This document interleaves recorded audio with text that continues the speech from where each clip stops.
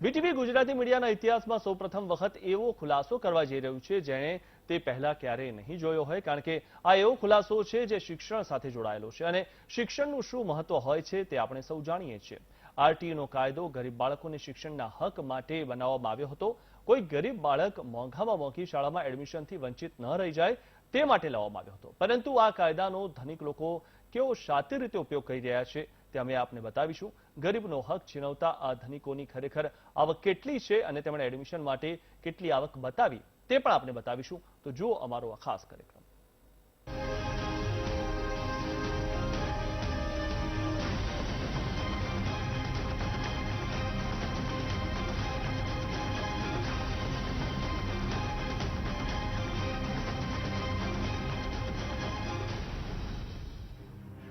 ગરીબ વિદ્યાર્થીનો હક છીનવનારા સૌથી પહેલા આ વાલીને તમે જુઓ. આમનું નામ છે પ્રજ્ઞેશ કુમાર પટેલ.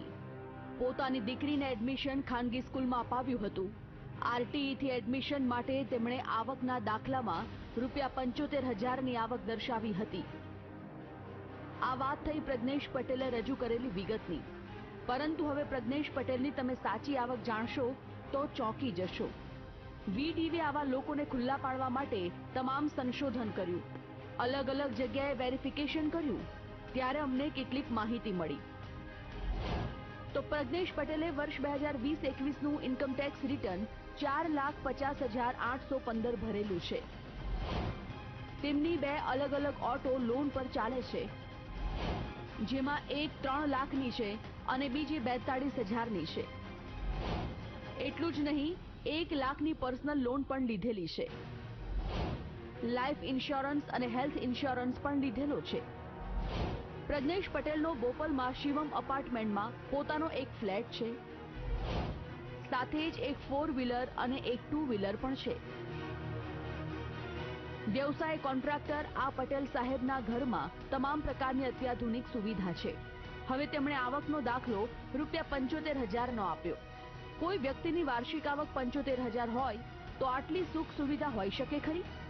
જ્યારે વીટીવીના ઓપરેશન આરટીઈમાં આ બધાનો ખુલાસો થયો તો પ્રજ્ઞેશ પટેલે ગામડે જવાનું કારણ આપી આરટી અંતર્ગત એડમિશન નહીં લેવાનું નક્કી કર્યું. હું બેકગ્રાઉન્ડ વેરિફિકેશનનું કામ કરું છું. જયંતિભાઈ, હું છેલ્લા 2-3 વર્ષથી આરટીઈના ઇન્વેસ્ટિગેશનના કામ કરું છું. એમાં ફાઇન્ડ આઉટ કરીએ તો એમાં ઘણા બધા ડોક્યુમેન્ટ ખોટા પ્રોવાઈડ કરતા હોય છે સ્કૂલમાં, જેમ કે આવકનો દાખલો ખોટો પ્રોવાઈડ કરતા હોય છે, રેન્ટ એગ્રીમેન્ટ ખોટું પ્રોવાઈડ કરતા હોય છે. પ્રજ્ઞેશ પટેલ જેવા એક નહીં પણ અમદાવાદમાં અનેક એવા ધનિક વાલીઓ છે જેઓ આવી રીતે ખોટી રીતે એડમિશન લઈ રહ્યા છે. હવે ખાનગી શાળાઓએ તેમને શંકા લાગે તેવા વાલીઓના ડોક્યુમેન્ટ વેરિફિકેશન કરાવી રહ્યા છે, જેમાં અનેક ખોટી વિગતો સામે આવી રહી છે. આરટીની અંદર અમુક વાલીઓ જે છે એ ખોટી રીતે એડમિશન પ્રાપ્ત કરતા હોય છે. અને હવેથી કેટલીક સંસ્થાઓ જે છે એ સંસ્થાઓ જ્યારે વાલી આરટીનું એડમિશન લઈને આવે છે ત્યારે ચોક્કસપણે અમે કેટલાક પ્રશ્નો પણ એમને પૂછીએ છીએ કે ભાઈ તમારા ઘરે કેટલા એસી છે, તમારી પાસે 4 વ્હીલર છે કે નહીં, આ ઉપરાંત તમે કોઈ ક્લબમાં મેમ્બર છો કે નહીં. તો આ જે બધા પ્રશ્નોત્તરીને અંતે અમે એમનું ઇન્કમ ટેક્સ રિટર્ન પણ માંગીએ છીએ.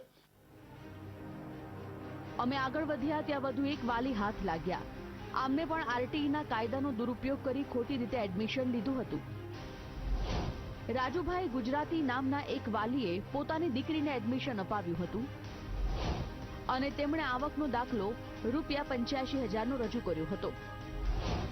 પરંતુ જ્યારે વીટીવીએ તપાસ કરી તો રાજુ ગુજરાતીનું વર્ષ 2020-21નું આઈટી રિટર્ન ₹5,58,663 સામે આવ્યું. સાથે જ 2 લાખની કાર લોન, 1.80 લાખની ગોલ્ડ લોન લીધી હોવાનું પણ જાણવા મળ્યું. તો રાજુ ગુજરાતીએ કન્સ્ટ્રક્શન ઇક્વિપમેન્ટ માટે 6 લાખની લોન લીધી હોવાનું પણ જાણવા મળ્યું. આટલું ઓછું હોય તેમ રાજુભાઈનો બંગલો છે અને ઘરમાં તમામ વૈભવી સુવિધાઓ જાણવા મળી. જોઈન્ટ ફેમિલીમાં રહેતા આ પરિવારે એડમિશન માટે લિવ ઇન લાઈફ એગ્રીમેન્ટ બનાવ્યું હતું અને બેંકમાં નવું ખાતું ખોલાવ્યું હતું.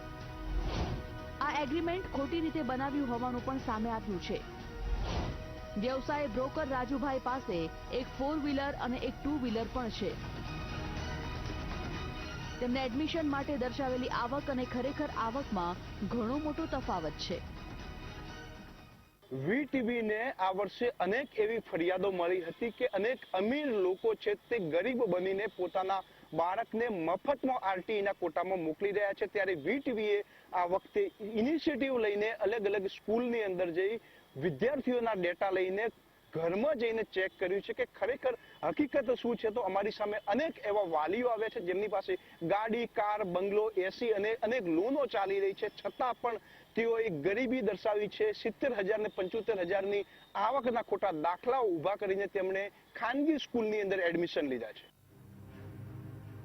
હવે તમે ટીવી સ્ક્રીન પર આ વાલીઓના ઘરની તસવીરો જુઓ. આ તસવીરો પરથી તમને સમજાઈ જશે કે આ લોકોએ આરટીઈના કાયદાનો કેવો ખોટી રીતે ઉપયોગ કર્યો છે. વીટીવીનો ઉદ્દેશ કોઈ પણ વાલી કે વિદ્યાર્થીને હાનિ પહોંચાડવાનો નથી.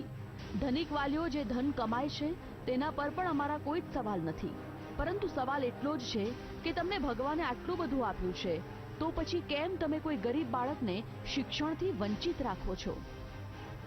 કેમેરામેન સિદ્ધાર્થ આચાર્ય સાથે જયંતિ સોલંકી, વીટીવી ન્યૂઝ, અમદાવાદ.